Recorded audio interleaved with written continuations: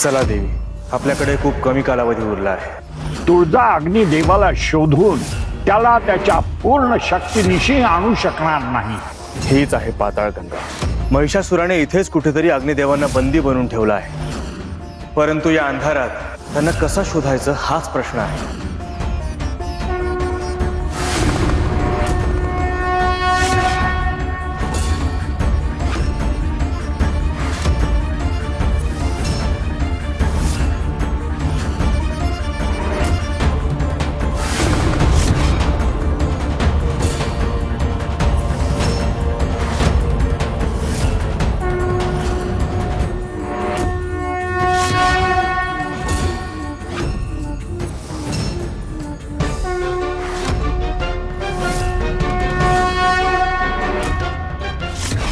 अग्निदेवासारख्या महान देवांचा असा छळ करणं,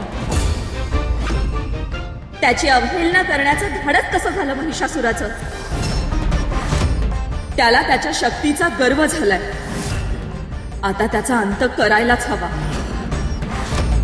परंतु त्याआधी अग्निदेवांना सोडवायला हवं। थांबा देवी, हे काय करताय आपण? अग्निदेवाची सुटका करण्यासाठी आम्ही या पाताळ गंगेत उतरतोय। आपण देवी असला तरी महिषासुराचा अंत करण्यासाठी आपण एक मनुष्य शरीर धारण केलं आहे। त्यामुळे आपण जर या पाताळ गंगेत उतरलात तर आपलं ते शरीर नष्ट होईल। मग स्वामी, आता काय करायचं?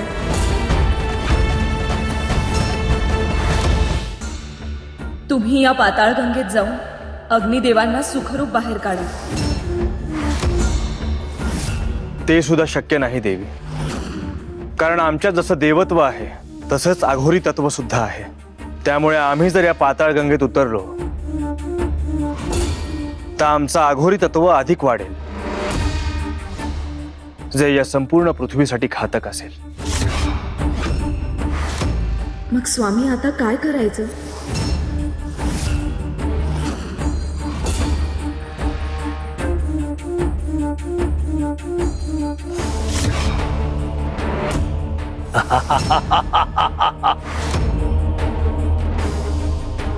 आता तातडीने काही उपाययोजना केली नाही तर सगळ्याचा अंत होईल।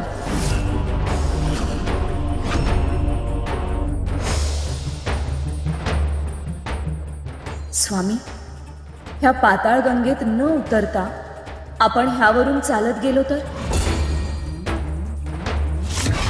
पाताळ गंगेच्या बाबतीत आपण हा चमत्कार नाही करू शकत देवी, कारण ती सारी चमत्कारी शक्ती खेचून घेईल आणि कदाचित आपण या नदीतच पडू।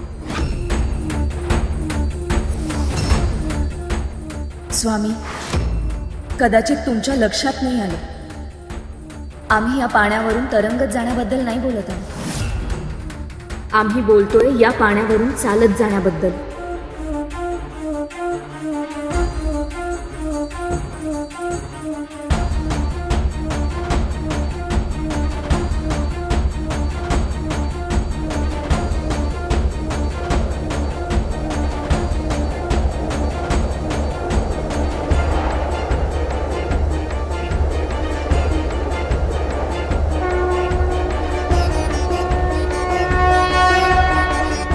तो पहा, दैत्यगुरु सूर्य अस्ताला जातो आहे। अवघ्या काही पळांमध्ये तो पर्वतरांगांच्या आड जाईल आणि आपल्याला हवा तो काळ सुरू होईल।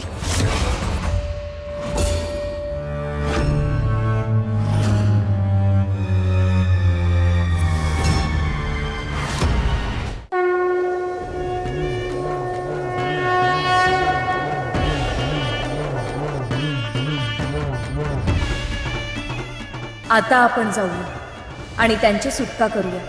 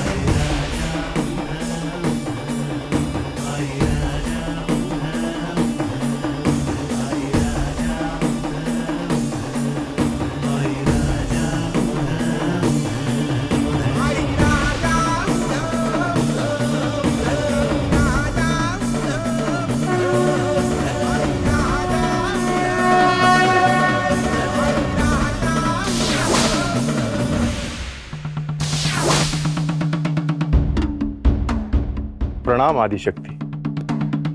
प्रणाम. आज आपण स्वतः अशी कोणतीही पूर्वकल्पना न देता अचानक भेटायला आलात. तुम्ही उगाच असे आश्चर्य झाल्याचे भासवत आहात देवी. आम्ही इथे येणार हे निश्चितपणे तुम्हाला माहीत असणार, आणि का आलो हे सुद्धा. सारं काही माहीत असलं तरी ते तसंच घडेल असं नाही ना. आम्ही ही लीला आखली आहे, मात्र काही वेळा त्यात आम्हालाही चकित करणाऱ्या गोष्टी कधी कधी घडून जातात. महिषाने सारं काही बदलून त्याच्या पत्रिकेत जय विजय योग आणला तसं. त्याच्यावरचा उपाय तुळजा आणि महादेव करत आहेत. तुम्ही इतक्या निश्चिंत आहात याचा अर्थ ते दोघेही त्यांच्या प्रयत्नात यशस्वी होतील.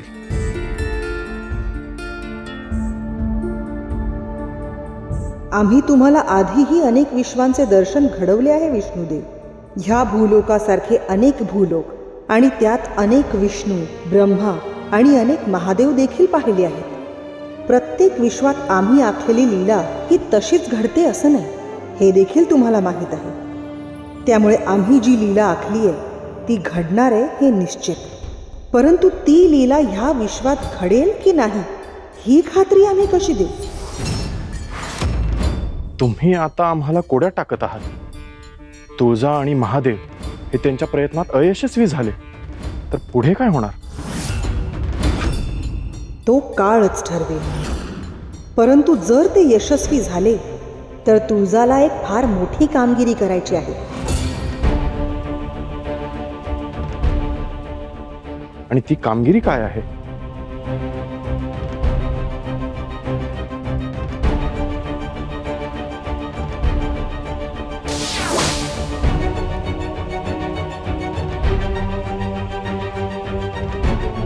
हे काय आहे? ज्या 8 दिशांनी संकट तुळजाकडे झेपावू शकते अशा 8 दिशांचे हे 8 प्रतीक आहेत.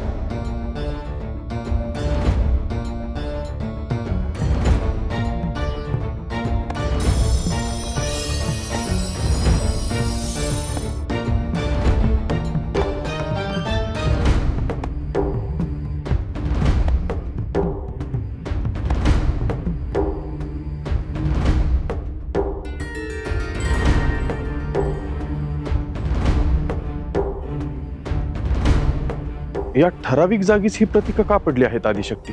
नीट पहा ह्या जागा. ह्याचं महत्त्व काय आहे हे तुम्हाला माहीत नाही.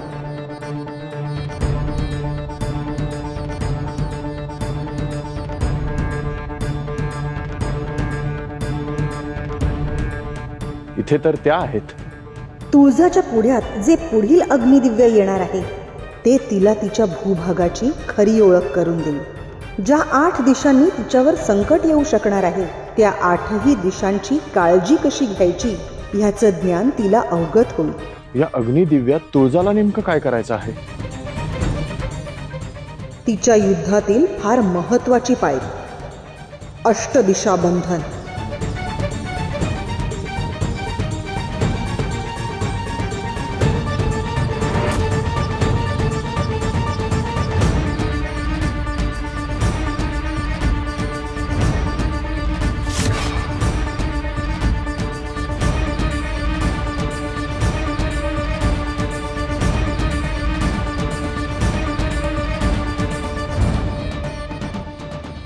स्वामी,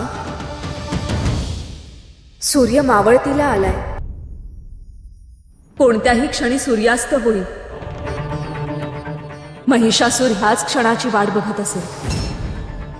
आपल्याला काहीतरी करायला हवं.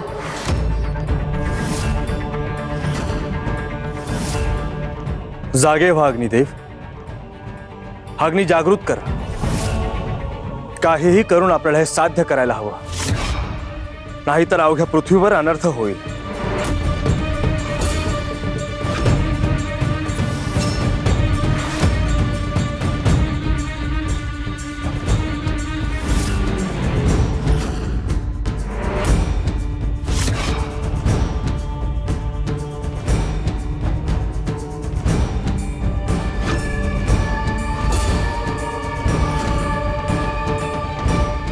अग्निदेव मूर्छित आहेत. त्यांची शक्ती क्षीण झाली आहे. असं असेल तर आपल्याला लवकरच काहीतरी करायला हवं.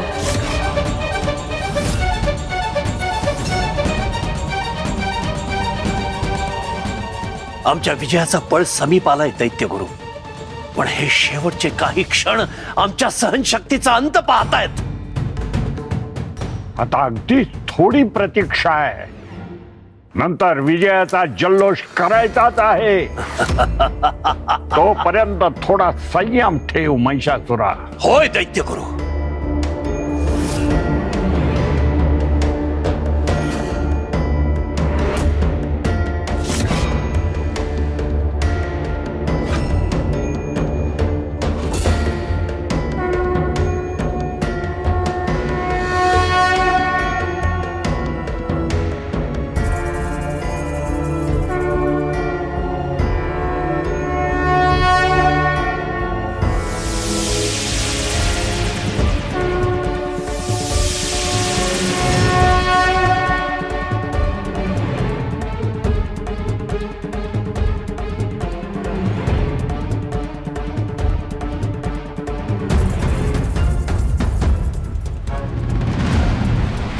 बघ, सूर्य पूर्णपणे मावळलेला आहे आणि तुझी वेळ सुरू झालेली आहे महिषासुरा.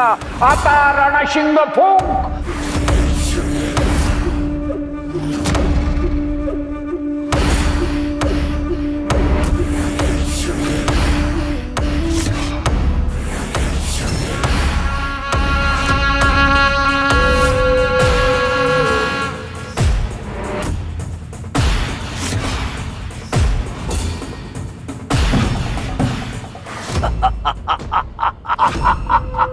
दैत्यगुरु, आपल्या विजयाची नांदी सुरू झाली आहे दैत्यगुरु. दैत्यगुरु, आनंदोत्सव सुरू व्हायला हवा.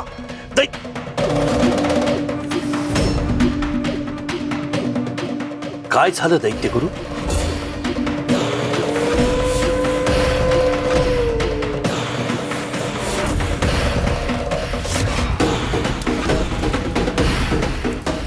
दैत्यगुरु, हे कधी झालं? या स्तंभाने पेट कधी घेतला? तू रणशिंग फुंकण्याच्या काही क्षण आधीच या स्तंभानं पेट घेतला महिषासुरा.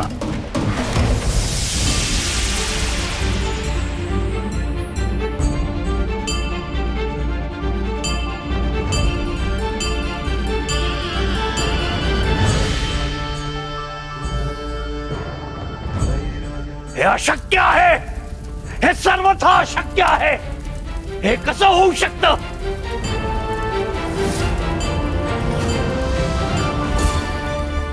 नाही, हे होऊ शकत नाही.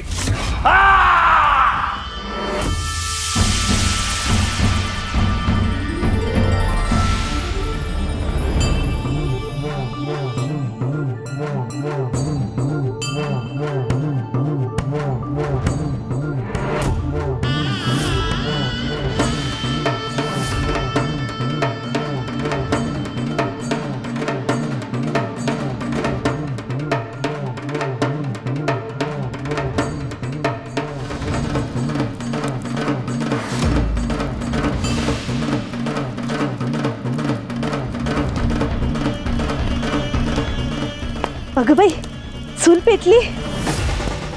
दिव्याची कृपाच म्हणायची.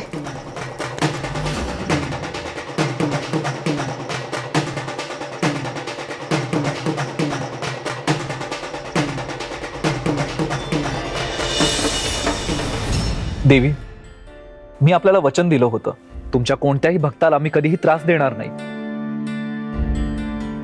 पण महिषासुराने मला कैद केलं आणि पाताळगंगेच्या मध्ये आणून बांधून ठेवलं.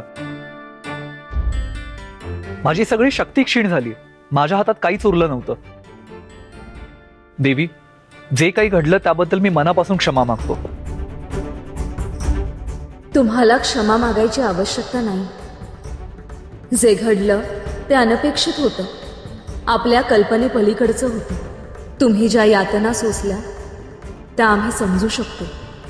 देवी, तुम्ही सगळी संकटे, सगळे अडथळे पार करून आलात आणि मला मुक्त केलं. धन्य आहात तुम्ही देवी. महिषासूर अग्निदेवांना पुन्हा बंदिस्त तर करणार नाही ना? माते, ही पंचमहाभूते भूलोकावरचं सगळं कार्य सुरक्षित राहण्यासाठी अतिशय महत्वाची आहेत.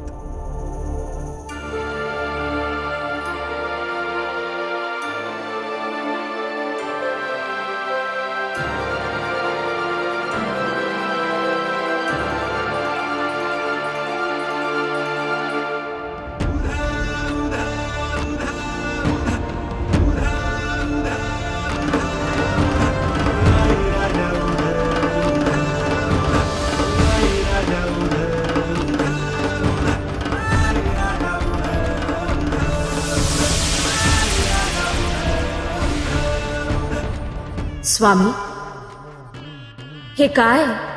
असुर सुद्धा आम्हाला त्यांचा देव मानतात. त्यामुळे हे रुद्रकवच आम्ही अग्निदेवांना देत आहोत.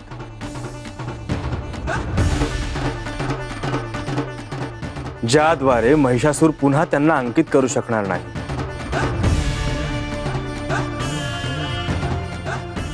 अग्निदेव, आपण हे धारण करा.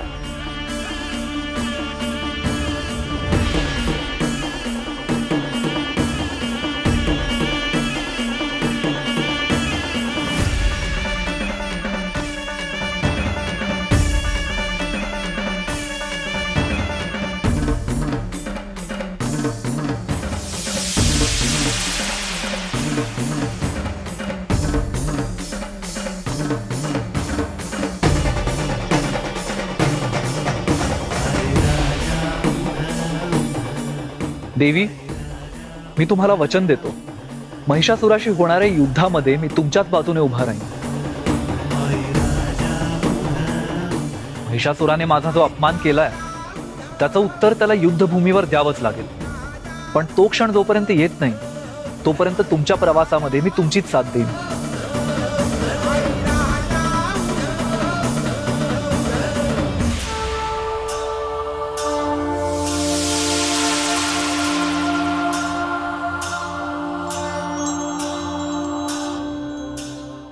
आपले कार्य सिद्ध झाले देवी.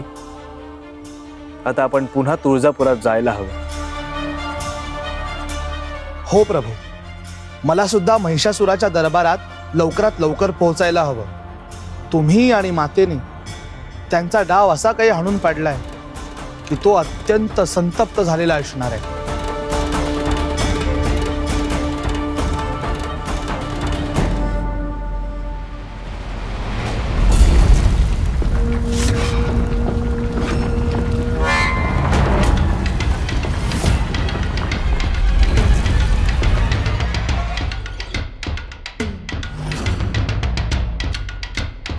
काय झालं? तुम्ही अशा भयभीत होऊन बाहेर का आलात? असुर नरेश अत्यंत क्रोधित झाले आहेत.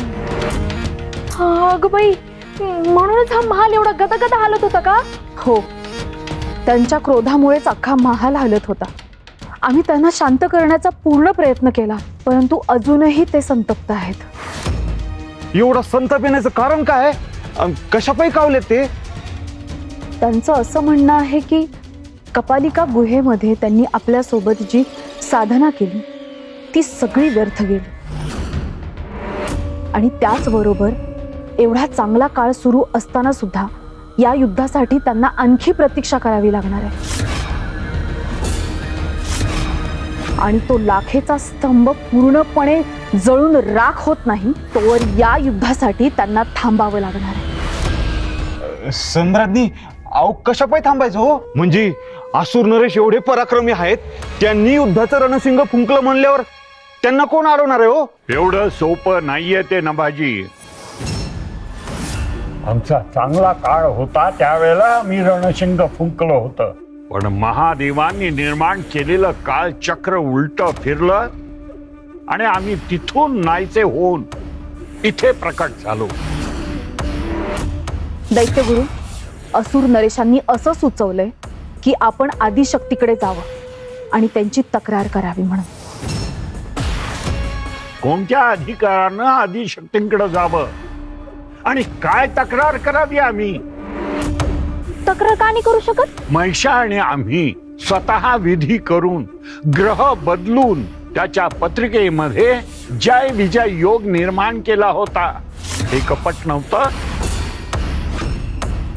महिषासुरानं अग्निदेवतेला पाताळामध्ये बंदिस्त करून ठेवलं. हे कपट नव्हतं. काय तक्रार करायची आम्ही? महादेवानं आणि आदिशक्तीनं म्हणूनच लाखेचा खांब उभा केला आहे. ज्या दिवशी हा लाखेचा खांब पूर्ण जळून खाक होईल तेव्हाच आपण युद्ध सुरू करू शकतो.